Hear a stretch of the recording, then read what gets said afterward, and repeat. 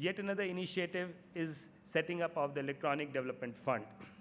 A detailed project report for setting up of rupees 10,000 crores Electronic Development Fund has been prepared in consultation with the industry and is being processed for approval in the government.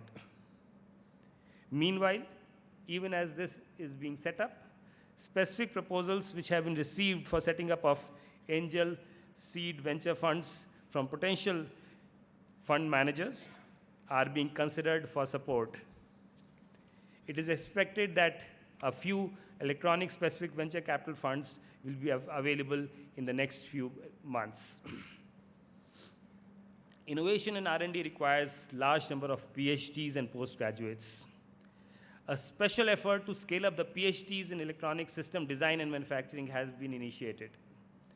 The scheme provides liberal financial support to 3,000 PhD students during the 12th plan. The scheme is expected to be available to lead academic institutions like IITs and ISC for admissions in academic year 2013-14, and for other universities and colleges from the next academic year. The new scheme provides attractive support to both full-time PhD candidates as well as to working professionals who may want to take up PhD as a part-time effort.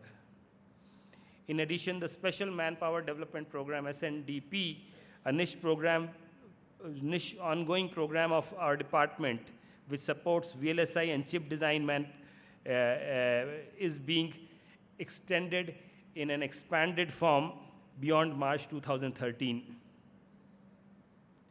We hope that we will be able to create an innovation ecosystem in the country which would vie with the best in the world. The new policy also proposes to set up centers of excellence in specified verticals.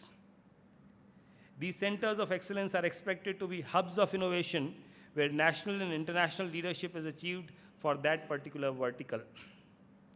One such center is proposed in the domain of large area flexible electronics, which is finding increasing applications in displays, lighting, and photovoltaics. These domains gain advantage of printing organic and inorganic materials on flexible substrates.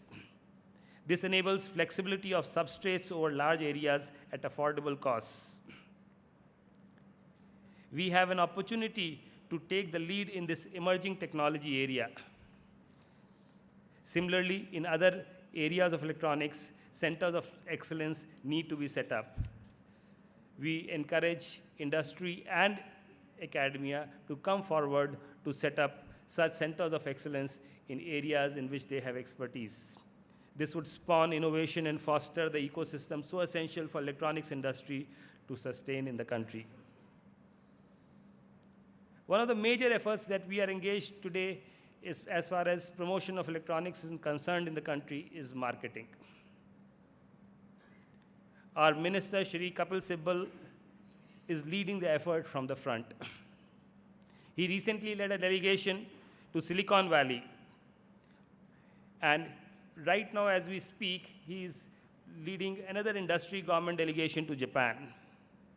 Visits to other major destinations like Korea, Germany, France, Belgium, Israel, Taiwan, among others, are proposed during this year. These delegations focus on meeting with global players who are in this space.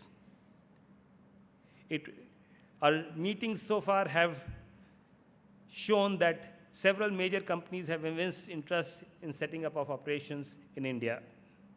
It may not be fair on my part to disclose the details, but the announcements should happen in due course when the companies so choose to announce.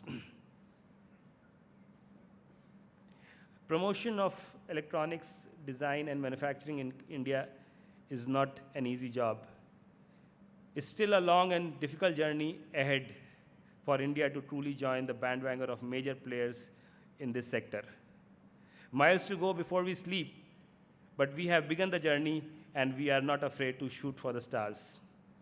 As a famous hockey player once said, you miss 100% of the shots that you never take. We are taking a shot now. Thank you and wish you the very best.